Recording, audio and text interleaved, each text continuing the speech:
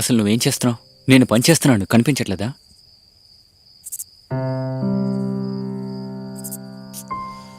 సంజు, ఎప్పుడు చూసినా మీకు పని పని పని. ఆఫీస్లో పని, ఇంట్లో పని, ఎప్పుడు చూసిన పని. నా ఫీలింగ్స్ అసలు అర్థమే చేసుకోవడం లేదు. నా అవసరాలను అసలు పట్టించుకోవా? చెప్పు.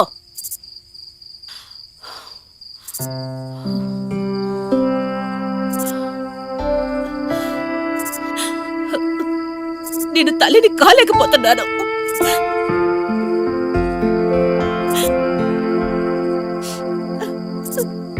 కానీ నీ ప్రేమ కూడా సంజు, నా వల్ల కాదు. ఈ పని పక్కన పెట్టి నన్ను ప్రేమించు. నేను ఒప్పుకోను. నన్ను ప్రేమించు. స్మిత, నువ్వెంత ప్లీజ్. చెప్పినా నేను నేను చెప్పేది వదలను, వదలు. వదలు. నీకు తెలుసు కదా, ఎందుకు అర్థం చేసుకోవు?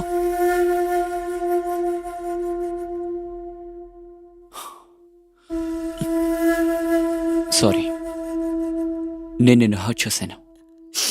మరి నా ప్రాబ్లంని అర్థం చేసుకో. 6 సంవత్సరాలు అవుతుంది నీకు ఒక బిడ్డని ఇవ్వలేకపోయాను. డాక్టర్ నా బాడీలో స్పర్మ్స్ ప్రొడ్యూస్ అవ్వమని చెప్పేశారు. ఈ విషయం నేను నీకు చెప్పాను. ఇప్పుడు సెక్షువల్ ఫంక్షన్ కూడా నాకు స్టార్ట్ అయింది. ట్రీట్మెంట్ తీసుకుని అలసిపోయాను. చూడు, నేను నిన్ను అర్థం చేసుకోగలను. ప్లీజ్ కొంచెం పేషెన్స్గా ఉంటావు. మొత్తం సర్దుకుంటాయి.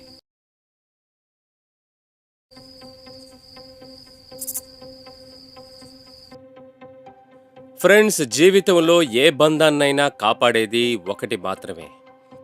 ఇంకది నమ్మకమే. నమస్తే, నేను రాజీవ్ భరద్వాజ్. ఇంకా నేరం యొక్క కొత్త ఎపిసోడ్కి మిమ్మల్ని స్వాగతిస్తున్నాను.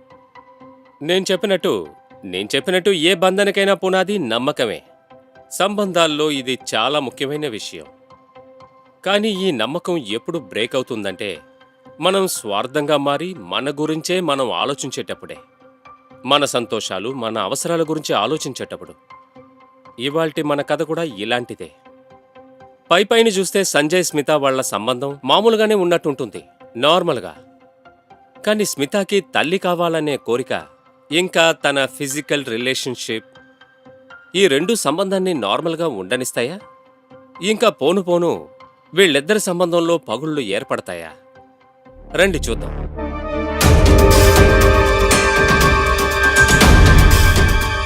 సారీ, నాకు ఆఫీస్కి లేట్ అవుతుంది. టిఫిన్ బాక్స్ ఇవ్వండి, నేను ఆఫీస్లో తింటాను. ఏంటి అలా ఉన్నావు? అరే, అడిగేది నిన్నే. ఏమీ లేదా? అలాంటప్పుడు ఎందుకు మౌనంగా ఉన్నావు? అరే, నీకు ఒక విషయం చెప్పడం మర్చిపోయాను. నీకు తెలుసా, చాలా ఏళ్ల తర్వాత నా ఫ్రెండ్ రాకేష్ని మీట్ అయ్యాను. తన తమ్ముడు కూడా నాకున్న ప్రాబ్లమే ఉంది. అతను ఒక డాక్టర్ దగ్గరికి వెళ్ళాడంట. అతనిప్పుడు సంతోషంగా ఉన్నాడు. మరో విషయం ఏంటంటే అతనికి బిడ్డ కూడా పుట్టింది. నేను అతని దగ్గర డాక్టర్ నంబర్, అడ్రస్ కూడా నేను తీసుకున్నాను. చెప్పేది నీకే. నీ కోపం న్యాయమైంది. కానీ నీకు నేను ఎలా చెప్పగలను చెప్పు, నేను ఎంత బాధలో ఉన్నానని. నాకు తెలుసు నువ్వు ఇంట్లో ఒంటరిగా ఉంటున్నావు. అదే అంటారుగా, empty mind is devil's house అని. అంటే యాక్టింగ్ క్లాస్ స్టార్ట్ అయిన తర్వాత స్టూడెంట్స్ వస్తారు. వాళ్ళతో పాటు ఉంటే నీకు కూడా కాలక్షేపం అవుతుంది. యాక్టింగ్ క్లాస్ ఇంతవరకు ఒక ఎంక్వైరీ కూడా రాలేదు. యాక్టింగ్ క్లాస్ అంట. అరే, ఏంటి అంతేనా? రేపు ప్రింట్ వాళ్ళ దగ్గరికి వెళ్ళి ప్యాంప్లెట్స్ కూడా ప్రింట్ చేయిస్తాను, ఓకేనా? యాడ్ చూసిన తర్వాత మనుషులకు కూడా అర్థం అవుతుంది. స్టూడెంట్ వెతుక్కుంటూ వస్తారు. నువ్వేం బాధపడకు. నీ యాక్టింగ్ క్లాస్ త్వరలోనే స్టార్ట్ అవుతుంది, ఓకేనా? సరే, మరి నేను బయలుదేరుతున్నాను. సాయంత్రం కలుద్దాం.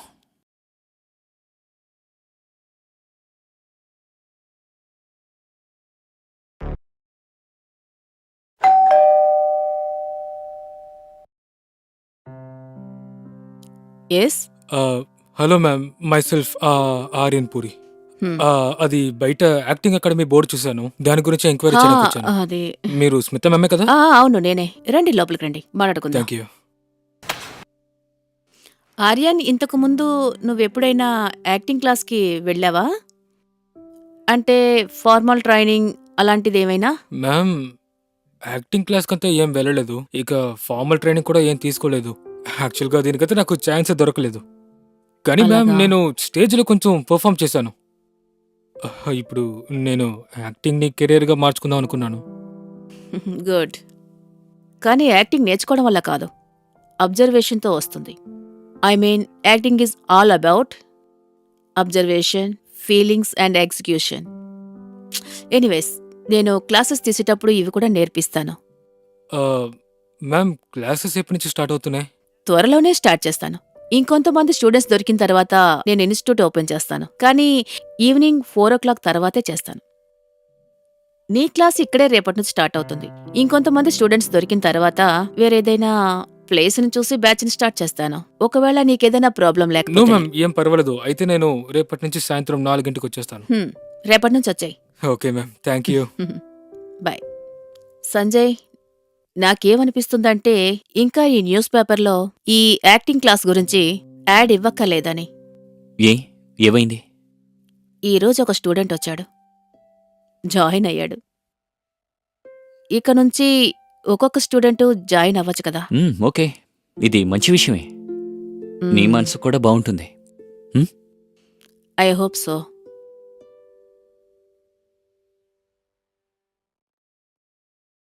ఈ అబద్ధం నేను పొందడానికి చెప్పానంటే దానికి ఏంటి అర్థం? ఒకవేళ నేను మ్యామ్ డైలాగ్ మర్చిపోయాను. ఆర్యన్, యాక్టింగ్ అంటే డైలాగ్ చెప్పడం మాత్రమే కాదు. నేను నిన్నటి నుంచి ఇదే చెప్తున్నాను. Acting is all about observation. ముందు అబ్జర్వ్ చేయి, తర్వాత ఇమాజిన్ చేయి, ఆ తర్వాత నువ్వు ఫీల్ అవ్వు, ఆ తర్వాత నువ్వు ఎగ్జిక్యూట్ చేయి. ఏ రోజైతే నువ్వు ఈ స్క్రిప్ట్ లోపలికి ఎంటర్ అవుతావో, ఈ ఆత్మని నువ్వు తాకుతావో, ఈ క్యారెక్టర్ని జీవిస్తావో, అప్పుడు నువ్వు డైలాగ్ని గుర్తించుకుని చెప్పాల్సిన అవసరం ఉండదు. నీ అంతట నువ్వే డైలాగ్ని చెప్పగలవు. నీ అంతట నువ్వే డైలాగ్స్ అన్ని బయటకు చెప్పగలవు. అర్థమైందా? ఓకే మ్యామ్, నాకు అర్థమైంది. ఇంకొకసారి నేను మళ్ళీ ట్రై చేస్తాను. ఈ అబద్ధం నేను పొందడానికి చెప్పానంటే ఏంటి అర్థం? నా వల్ల కావట్లేదు మ్యామ్. ఇలా వర్కౌట్ అవదు. నువ్వు ఫీల్ అవ్వాలి. ఓకే, ముందు నేను చెప్పినట్టు నువ్వు చేస్తూ ఉండు. నీ ముందు నీ గర్ల్ ఫ్రెండ్ ఉన్నట్టు ఫీల్ అవ్వు.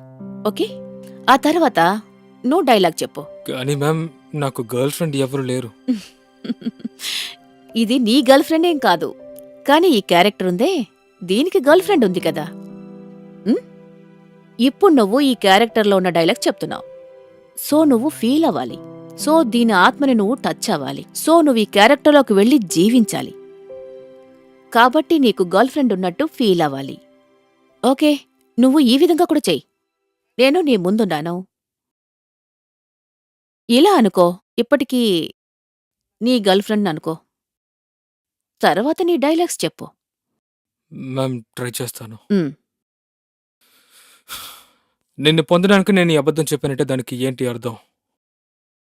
నీ ఫేస్ తప్ప నాకింకా ఎవరి ఫేస్ కనిపించలేదంటే దానికి నువ్వు ఏమంటావు? ఒకవేళ రావట్లేదు మ్యామ్. ఒకవేళ నేను నిన్ను పొందటానికి అబద్ధం చెప్పానని నీకు అనిపిస్తే ఏంటట? ఒకవేళ నాకు నీ పేరు తప్ప ఇంకే పేరు వినిపించకపోతే ఏంటి? ఒకవేళ నీ ఫేస్ తప్ప నాకు ఇంకెవరి ఫేసు కనిపించకపోతే ఏంటంట?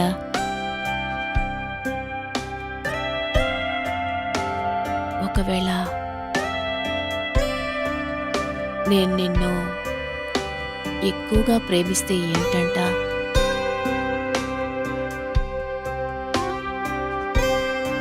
ప్రేమ ఒకటే సరిపోదు కదా.